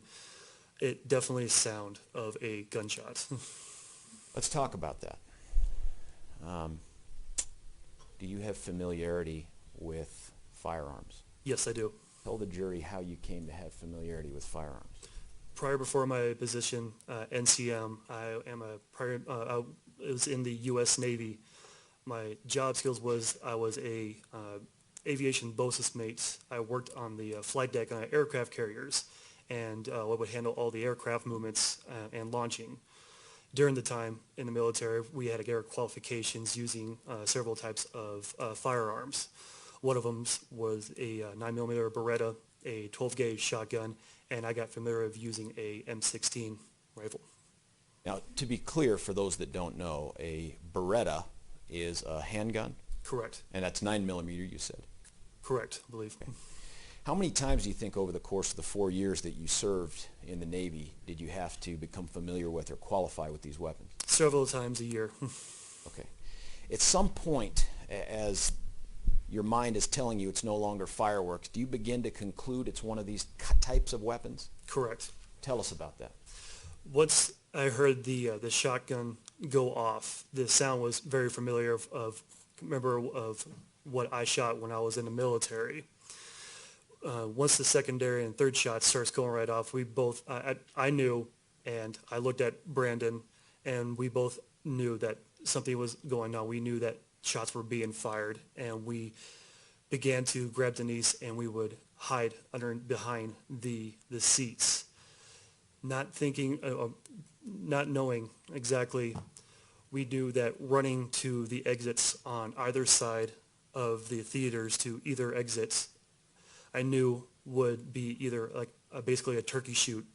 It would be too exposed, and it would be too easy for someone to, pick us off if we try to run to the exit. So, to the best of my knowledge, hiding behind the seats and staying as low as we can would be the best and safest place that we could be at until everything was over. Let's back up a little bit and talk about some of that. First off, and it may be an obvious question too, but was every single seat in that theater filled with a person? Yes. You said you looked at your friend Brandon. Did you speak any words, or did you just see the reaction on his face? I saw the reaction on his face. What was that reaction? We both knew just by reading each other's faces that something was happening, and we knew we had to be fearful and we had to protect each other. Now, tell us, you described several different things that took place. You said you grabbed Denise. Now, she's seated on the other side, to your right, Yes. right, of Brendan. Describe for us what you did to try to protect her and yourselves. Brandon grabbed Denise, and we shoved her between him and myself as far back between us as we can, shoved her against the seats, and we both used our bodies to basically cover her so she would be laying, so the best I can probably explain, she would be laying here, and myself and Brandon would be just in front of Denise. Let's do this, and you've tried to demonstrate for us with your hands. Yes. I'm going to try to describe for the record as best I can what you're doing, but here's what I'd like to ask you to do. Okay. Do you see the bar or whatever this is that you're sitting in front of? Judge, may I approach? It's just this part right here. Yes. Do you see this? Yes. This is what I want you to do for us is, again, pretending that this, where the jury is back here, is the screen. And this thing right here are the seat backs in front of you. Yes. As best you can, demonstrate for us what you and Brandon did with Denise and yourselves to protect yourselves. Okay. So basically, if the front seat was sitting right here, Brandon was right here in front of me, and Denise was shoved. We pushed her back as far as we can to the seat behind us. So Brandon would be laying just in front, and I would be laying just in front as well. And I was sitting in a kneeling position with one knee on the ground, one leg, 1 foot, one knee up, my one arm sitting over the top of Denise, and my other arm is laying hand flat on the ground to hold myself up. You've indicated that you had your right arm holding yourself up and your left arm on top of Denise or Brandon? Correct. Now, I didn't ask you this before, and I should have. It's July. How did you come to the theater dressed that day? I was wearing shorts and a t-shirt and regular tennis shoes. All right. What was Denise wearing? She was cold, so she had like a sweater over the top of her shirt, and I believe she was wearing jeans. You remember Brandon? I believe he was wearing his t-shirt and shorts as well. Okay. When you're doing this, when you're pulling Denise down and you're trying to cover her and get low, do you have any recollection of what those around you are doing? Not at the time. My primary focus was to protect Brandon and Denise. Did you hear any screams? Screams were obvious everywhere from all around me. We're going to end up describing some more of what took place here, but do you ever remember from the moment the scream starting to the scream stopping? I don't. Once the shootings began, the scream started, and to the time until I finally left and got into the hospital, the screams never end. You're down behind this seat. Yes, You're trying to keep yourself below the seat for protection. correct. You remember hearing some more of those shotgun-sounding blasts. I remember hearing just maybe one or two more. Then I start hearing another gun showing right off, which I knew from the rapid fires that it had been some sort of a semi-automatic weapon. Why do you say that? Describe for us what the sound was like that made you think that. A semi-automatic has a very low kick, and it's kind of like shooting a kind of high power, BB gun. And the semi-automatics have, multiple options of being able to shoot from a full auto to semi-fire. And, with a shotgun or compared to a handgun, there's a pause. But with a semi-automatic, you can tell.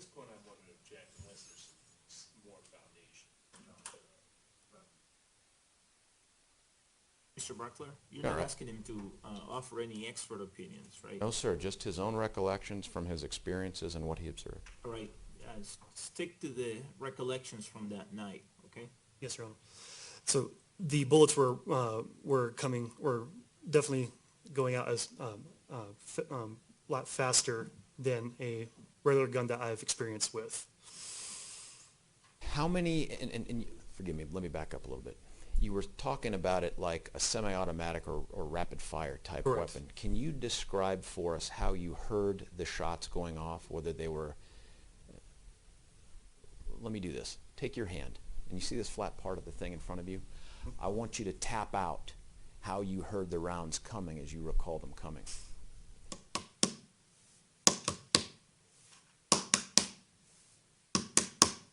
Okay. To describe that for the record, it sounded like you were tapping out sort of 3-round bursts and then a little pause and then 3 more rounds. Is that fair? To the best of my knowledge, yes. Okay. What do you remember happening as you're hunkered down there behind those plastic seats listening to those 3-round bursts? During all the screaming, I can't tell you exactly how long into it. It felt like hours, but I would say somewhere between 10 to 15 minutes within the shooting, I felt a sudden burning sensation in my leg and then into my arm. Tell us which leg. It was my left calf. Is this the calf that was closest to the seat in front of you, which as you were positioned would have been closest to the screen? Yes, sir. And you said you felt pain in your arm as well. Which arm? It was my right arm. Was this the arm you had previously described as propping yourself up? Yes, sir. At the time that this happens, what's going through your head? I tried to ignore the pain and try to stay in the same position that I was in, but then the pain got too unbearable, and I look down in my leg, and I see this big gaping hole in my calf. When you describe the pain, what words would you use? The sensation was beyond actually explaining. It's just a hot, burning sensation, and it felt like as if somebody was taking a rusted railroad nail and jamming it into my leg. You look down, you see a big hole in your leg. Yes, Are you bleeding? profusely, yes. What else did you notice about yourself? I noticed my right arm had a similar big gaping hole as well. Almost believed that my arm was completely blown off. Once I saw the gunshots, I continued to move onto my back, and I told Brandon and Denise that I was shot. Now, while you're doing this, and I presume this is all in like just rapid succession, are you still hearing gunshots? Yes, Still hearing screaming? yes, You're not able to prop yourself up anymore on your arm? no, sir. Did Brandon or Denise try to tend to your wounds while you hunkered behind those seats? Yes. Once I got onto my back, Brandon grabs the shirt off Denise and tried to begin to make a tourniquet around my right arm as it was bleeding a ton. And I thought at first that my arm was dangling by a thread, but I was able to move my first two fingers. And so I knew somehow it was attached, but I couldn't tell. Did you change your body position from how you were, as you described to us, hunkered over Denise? Yes, I was, once I got onto my back, we got the tourniquet on, and Denise would lay down right next to me, laying down as flat as she can, and Brandon was on top of her. Did Brandon try to do anything to tend to your leg wound? He looked, and he actually was pushing the muscles and tissues that were hanging out of my calf and tried to push it back into my leg. Are you on your back now? Yes. And describe for us, if you would, again, using this jury as the screen. Is your head facing to your right, their left, or the other way? They were facing to my right. The seats were just to my left. And where was your head pointed versus your feet? My head was pointing towards the back of into the aisle, but towards the seating. You have any idea at that time what's going on around you with the other people? During all of the screams, there was a point where I can see between the seats. You can see the theater, and I saw a figure between the seats. I had to assume that it had to be the shooter from his stance, and that I can tell that he was carrying a weapon across his chest. Could you tell, based on your experience with the M16, if that weapon was about that same shape and size as what you recall? During the time, I couldn't say if it was a M16 or any sort of a other weapon, but I can tell it had a long barrel. Okay, like an M16. Yes. You said you could see between the seats. If you would, for us, can you hold your hands up in front of your eye to give us some idea of the spacing that you were looking through? Spacing is very narrow, which I would probably give myself maybe this much of viewing distance between the seats. Now you're holding up your hands there, and I'm going to ask you to guesstimate. I hate doing this, but if you had to put a measurement on that distance, what would it be? I would say a few inches. Okay. As you're laying back there, you're looking through the seats, you see this figure, and I'll ask you to describe that figure in a moment. What's going through your mind? At the time, I believe the figure, he was walking around, and I can see him pointing the gun in a circular motion that looked like he was searching for more people. Are you scared? Yes, and terribly scared. What are you thinking? My thought process was that he was searching for other people, and that he was going to start going row by row, and he was going to, anybody that he would see in that row that was still moving, he would shoot. This is your fear. Yes. I want you to do us a favor too, if you can. I want you to look in this courtroom, and I want you to point to something and tell us what it is that you think is about the distance from you, looking between those seats to the figure you saw. And I realize we're flat here, and this is more elevated, but give us some sense of the distance. I guess if the best distance I could say would be, if I'm facing in this direction from the seats, it would have to be probably a little bit further than that far corner. And the way you're gesturing with your hand, there's a clock on the wall. Is that the corner you're talking about, or the one in the far end of the courtroom? I would say probably just a little bit further to the right of the clock. Okay.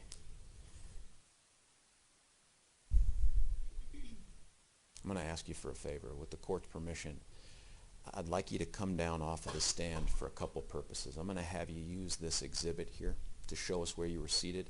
Okay. And then I'd like you to demonstrate for the jury the movements you saw the figure make, okay? Yes, sir. Judge, is that okay? That's okay.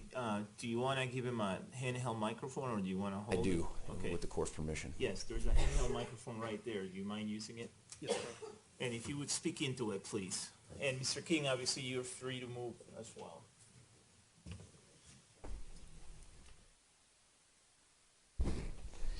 first off, if you would, sir, what's this exhibit number? Oh, great.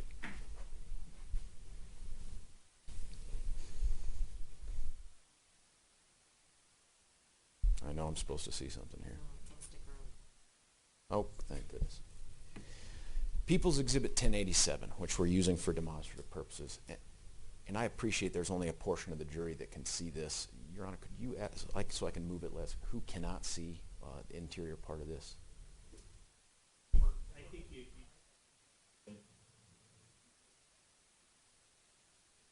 Here's what I'm going to ask for you, sir, first. Two things. And we're going to have to do this, I think, twice to get the jury. Would you indicate for us where you and Denise and Brandon were sitting? And then the next thing I want you to indicate, you can speak into the mic, is tell us where you saw that figure moving around, okay?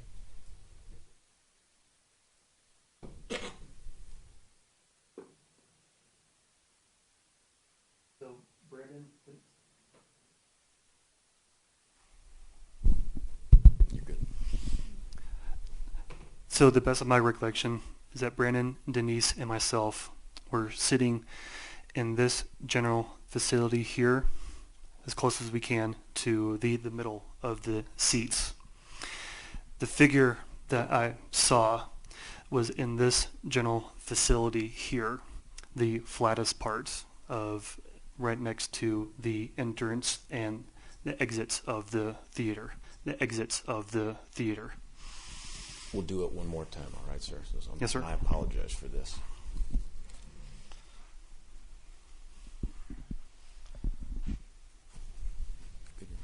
Sir, would you do that again for us? So Brandon, Denise, and myself were sitting in this general facility here of the theater seats. And the figure that I saw was in this area here, closest to the exit and to the entrance of the theater. Thank you. Go ahead and grab your- Can I have that microphone? Because here's what I want to ask you to do. I want you to treat your cane, if you could, like the weapon that you saw that figure holding. If you can, and I don't know if you can move like this, can you show the jury how that figure was patrolling around this area there? Yes, sir.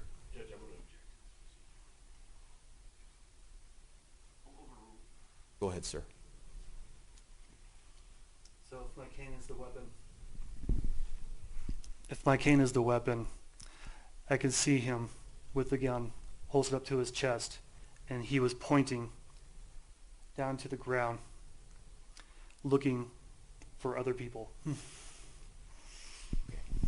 Thank you. And sir, you can resume your seat. Thank you.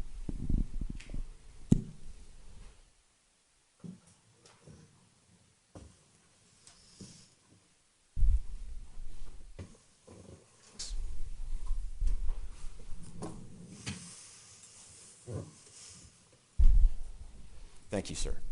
Yes. How long were you able to observe him doing those types of movements that you've just demonstrated for us? Very short intervals. It was like seeing like a freeze frame, since the vision I had was so narrow, and he was moving around. And so were you constantly looking between the seats, or did you look at other things too?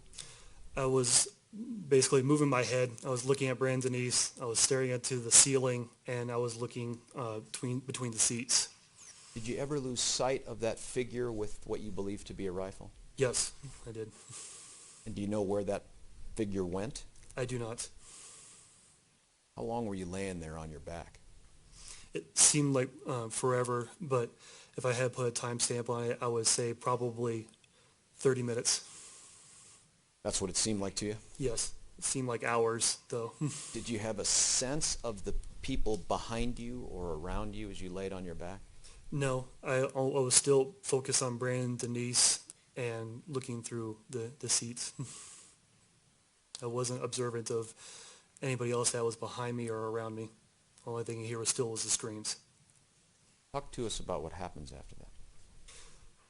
Once the lights and everything came on, the movie stopped, and the lights came on, and the fire alarm finally stopped. our first was we had to think that the person that was there had been gone, and we wanted to get Denise out of there as fast as we can. So Brandon grabbed Denise, and we looked, and he's like, "Get her out of here," and she grabs her. Brandon grabs Denise and goes, and gets her out of the theater as fast as he can. Are you able to get up and go No, because of your injuries? correct. What would you do? During the time I was waiting, I looked behind me and there was a body, and I can tell he was still alive, but he was having a really hard time. So I began to, with as best as I could, to crawl to the person behind me. It was a gentleman, and I couldn't get to him as close. I would reach out and I would grab his foot and I would shake it and I was screaming at him, stay with me, because it looked like it could have been a matter of minutes before if he was gone. So I believe that the best I could have done was to try to keep him with me until police and ambulance arrived. Let's back up a little bit on that. You said he was behind you. Correct, in the Is that- same aisle. In the same aisle. Yes, So as your head is pointed towards what would be the jury's right, your left, correct. how far away is he from you? Several feet. How did you crawl over to him with your bad arm and your bad leg? I took my left arm and I would basically try to grip the floor and pull myself as best as I can and use my right leg to push as well. This person, was it a man or a woman? It was a man. Do you remember anything else about that man? I do not. What they were wearing, how old they were, color of their hair? It looked like probably close to the same age as I was, darker hair, may have had some facial hair. I couldn't describe what kind of clothing he was wearing because of all the blood. Was that person still seated in their seat? No, he was laying on his side, on his back as well, flat. I can tell he was gasping as much as he can for someplace that was life-threatening. Were you ever able to see it? I can tell he was gasping as much as he can for air. So I knew he had been shot. I grabbed his foot and I would tug on his leg and I was screaming at him to stay with me. How long did you do that before help arrived? Probably maybe up to 5 minutes. What happened? The first police officer came down the row and he wanted to grab me and take me out. And I told him, no, don't take me first. Get this guy out of here first. He's worse off than me. Did they? Yes, How long did you end up laying there before someone else came along to help you? probably no longer than a minute or two.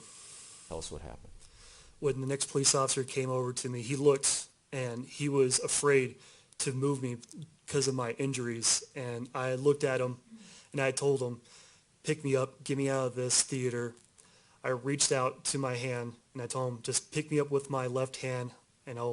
So he continued to grab my arm and I lifted myself up with my good right leg and he put my arm around him and began to stumble or walk and tried to carry me out into the exit.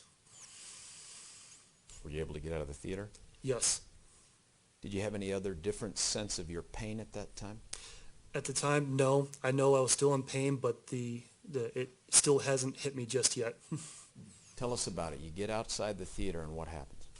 The first thing he does is he lays me out. And I believe it was the first spot he saw because he laid me on this little rock pile, which was to me was a bad idea because once he put me on the rock pile, I literally had to start picking little pebble rocks out of my leg and out of my arm. Did that hurt? Very much so. I should have asked you this before you got to the comfy rock pile, but do you remember what you were seeing in the theater as you were coming out with the officer? Just a lot of blood and bodies and the screams. Still going. Still going. You're in the rock pile for how long? I would say maybe no more than 5 minutes before officers were saying, get him in the car, get him to the hospital and as fast as we can. How'd they do that? They pulled another police vehicle up. They grabbed one victim. I was assumed that he was probably critical, and they put him in the back seat. And then they picked me up, and they put me into the front seat of the vehicle. Why do you think the guy behind you was in critical condition? He was very unresponsive, and his body was practically numb, and he didn't have any mobility at all. You get in the car and you take off? Yes.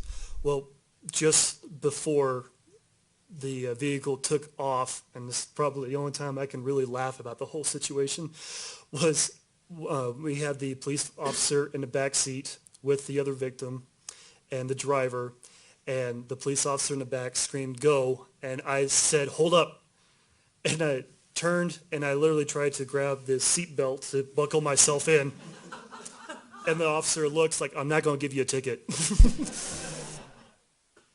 Tell us about the drive out of that parking lot. Once we began to start moving, there was so many other vehicles, ambulances, fire trucks, police officers.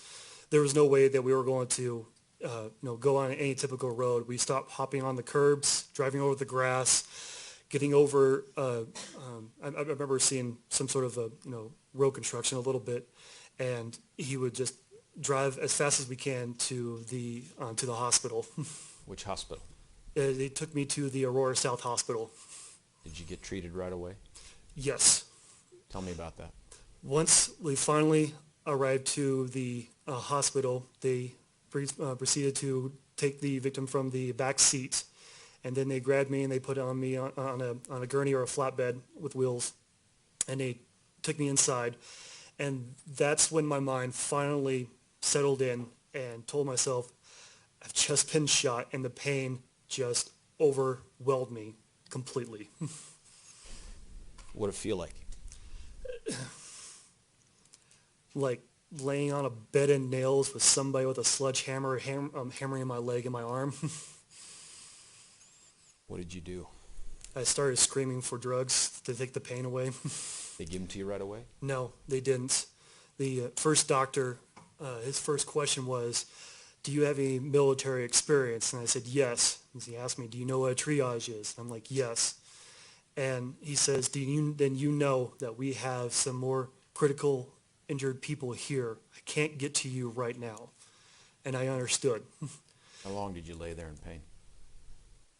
I couldn't tell exactly. It felt like maybe 20, 30 minutes, maybe even more, before a doctor was able to really see me. During the time, I believe a volunteer, she was a midwife, was there to try to keep me calm and keep me talking.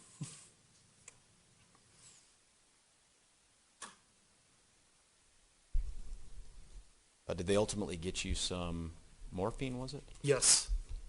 And then what? Once they finally were able to give me some pain medication, they moved me into a room, and they began to cut off the clothes off my back and my shorts, and to begin doing the dressing around my arm and my leg. I may approach the witness with several exhibits for identification. Yes. I'm going to, with the court's permission, show them to counsel.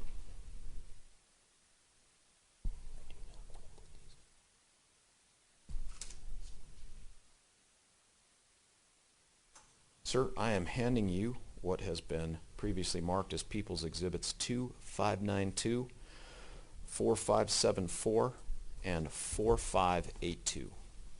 The first big general question I want to ask you is, do you recognize what is contained in each one of those pictures? Yes, sir. Now that top picture, what's that number on there? Number is 2592. What is that a picture of? This is the picture of my left calf. Can you do me a favor with that pen up there and write left calf somewhere in the margin of that exhibit?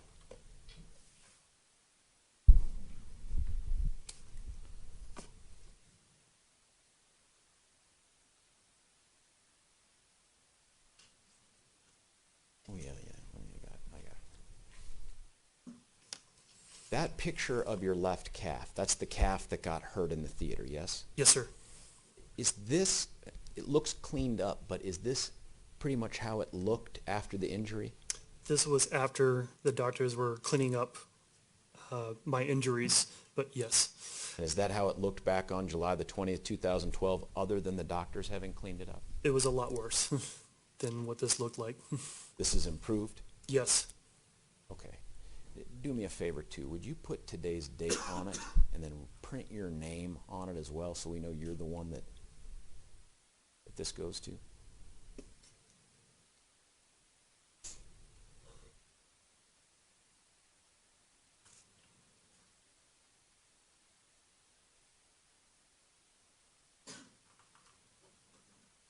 I apologize. What's today's date? I think it's the 29th 29th?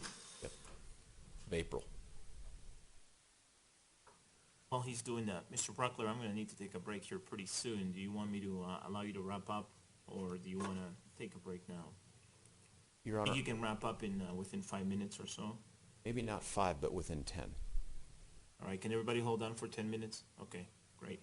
Thank you, sir. All right. Sir, take us to the next picture behind that one and tell us what number's on there. This is 4574. What is that a picture of? This is a picture of my right forearm. Can you do us a favor? Same thing you did on that last exhibit. Yes, sir. Write down right forearm, today's date, and print your name on it.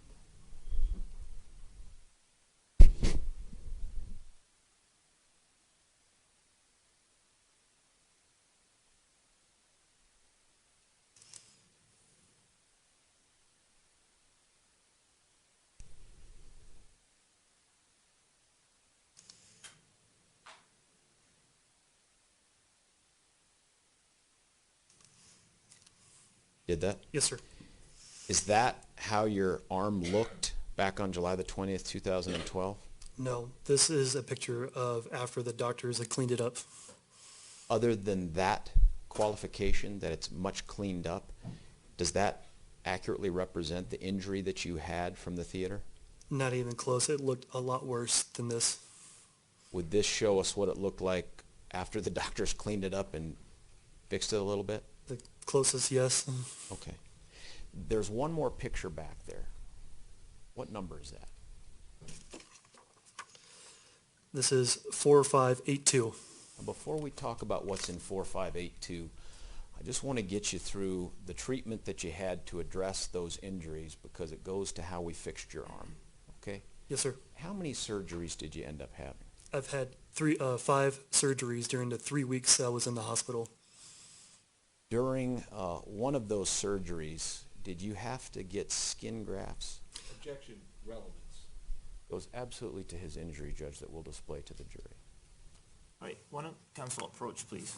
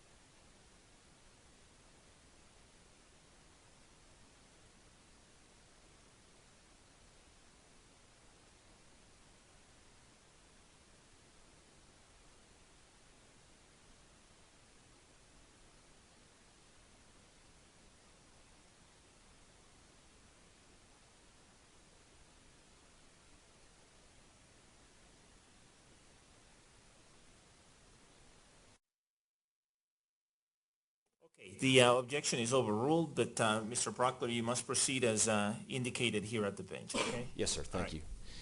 Sir, the skin graft I want to get you to is the one that they did to fix your arm, okay?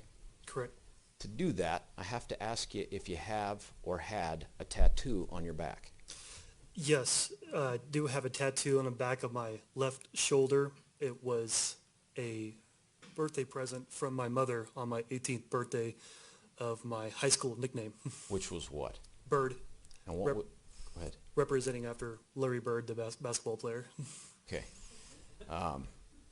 Tell us what it was, a tattoo of what kind of bird? It was just a bald eagle with my nickname printed. Now look back at that last exhibit we were talking about. What, and again, what was the number? 4582. What is that a picture of? This is a picture of the tattoo removal of the back of my left shoulder. So that is not how the tattoo looked before July the 20th, 2012 at the theater. No, sir. Your Honor, may I approach the witness with one more exhibit? Yes. Sir, I'm handing you what has been previously marked as People's Exhibit 2593. Would you take a look at that and tell us if you recognize what that is a photograph of? Yes, this is a picture of my right arm after the surgeries. Now, each of those pictures that we just described, the one of your back post-surgery and the one of your arm post-surgery, do those accurately reflect what they looked like post-surgery? Yes, sir. Your Honor, at this time, oh, forgive me, on that picture that I had you circle where you were seated on that theater thing, can you just write your name on that? Yes, sir.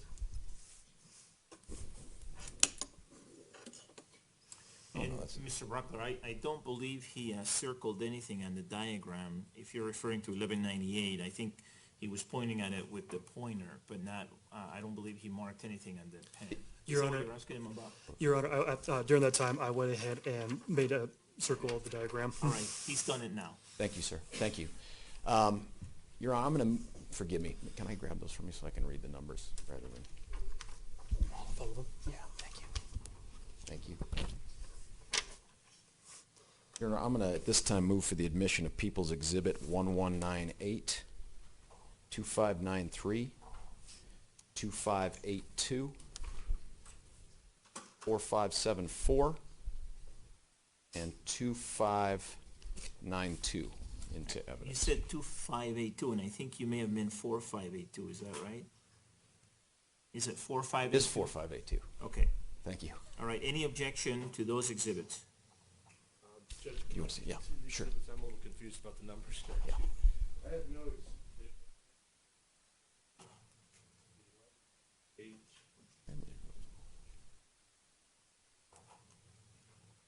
no objection to 4582, and I have no objection to 593. My recollection was, the witness said that 4574 and 2592 did not accurately July 20th. I'll let you follow up on those two. I think he gave answers that indicated what Mr. King just said, and I'm not sure that it was clarified, so I'll let you ask further clarification. Other than those two, Your Honor, are 4582, 2593, and 1198 admitted. They are. They're admitted without objection, and they may be published unless you want to see clarification first of the other two photos. I would, Your Honor. Thank you. Okay. Hey, sir, on 4574, take a look at that. That is which part of your body? This is a picture of my right forearm. You've indicated that it looked far worse than that on July the 20th. Fair? Correct. Other than that, is that a fair representation of the injury after July the 20th as it was being treated? Yes. Is there any other better representation that you're aware of the injury that you suffered in the theater in a picture? Objection calls for speculation. As far as you know, he's asking if you know. That no, from in the theater, my injuries looked far worse than what I've seen here in the picture. Is this as good as it's going to This get is for us? the goodest it's going to get, I believe. Yes. I'm going to ask you then if I could give you 2592, sir. Same questions. Are you aware of any other photograph that gives us even close to an indication of the injury you suffered on July the 20th, 2012, other than that photo?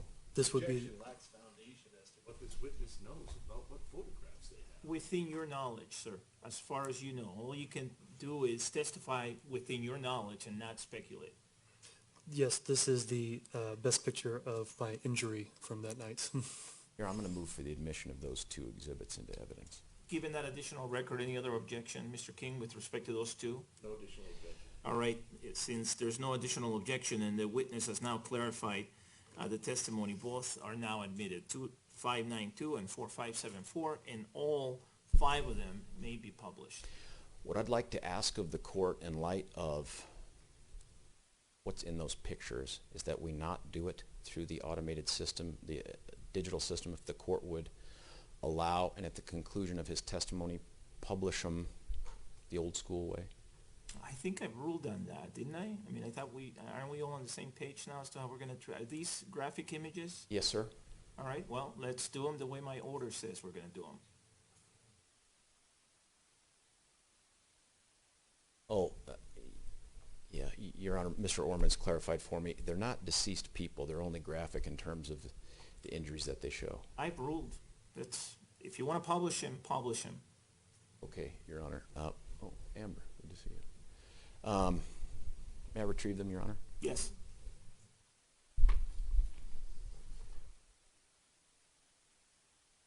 Would you publish for us, ma'am, People's Exhibit 2592?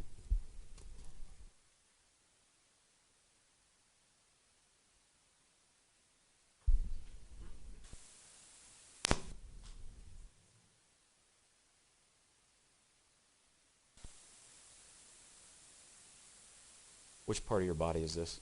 This is a picture of my left calf. Ma'am, would you please publish People's Exhibit 4574?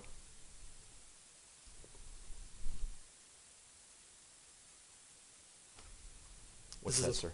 This is a picture of my right forearm. Ma'am, 4582, please.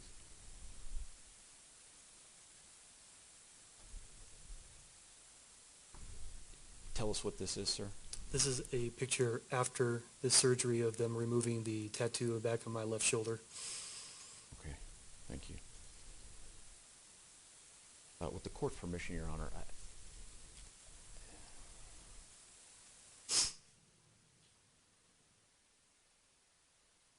can you put up 2593, ma'am?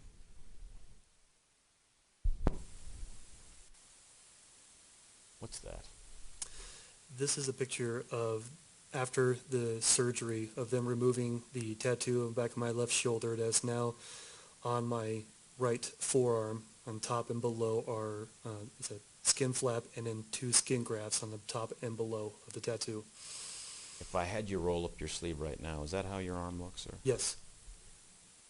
Is it going to get any better? No.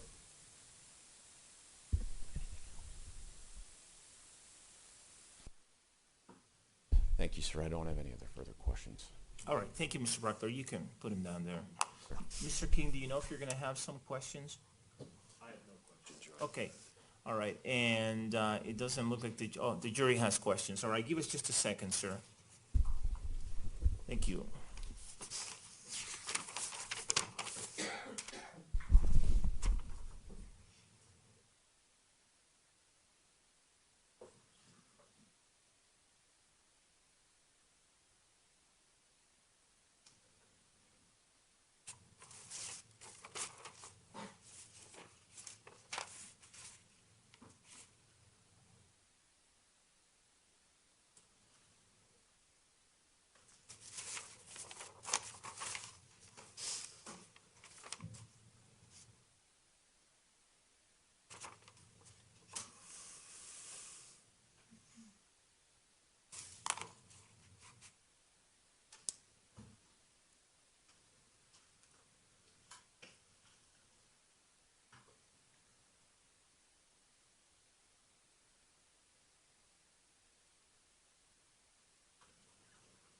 Would counsel please approach?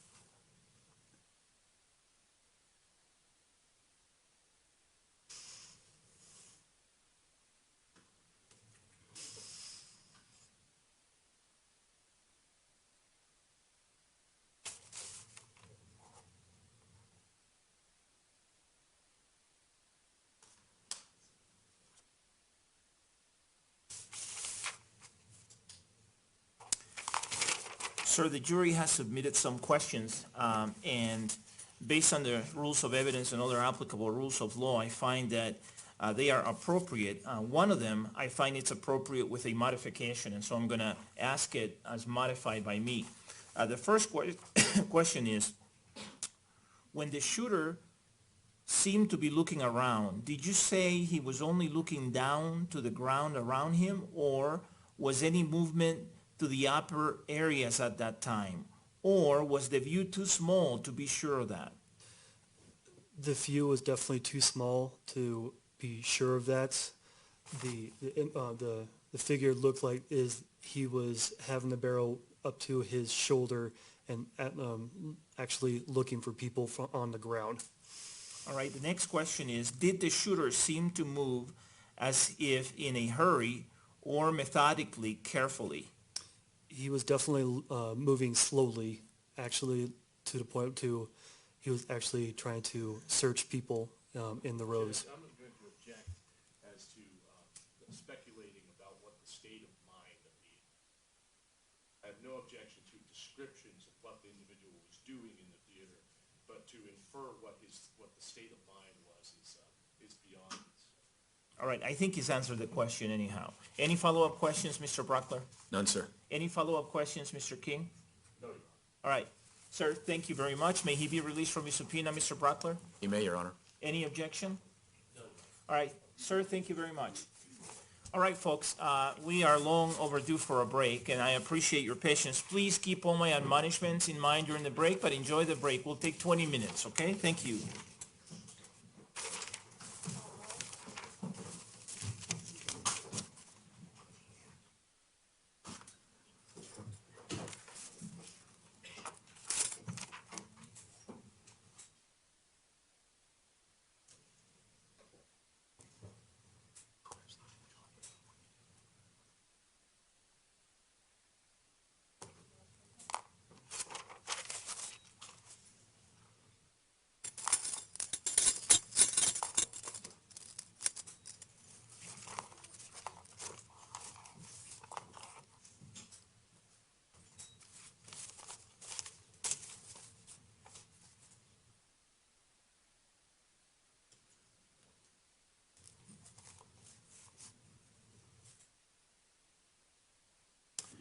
Okay, the record should reflect that the jury has now left the courtroom. Everyone may be seated. Is there anything we need to talk about at this time, Mr. Brockler? Anything from you? No, Your Honor. All right, anything from the defense, Mr. King? No. All right, thank you. Enjoy the break. I'll see you in 20.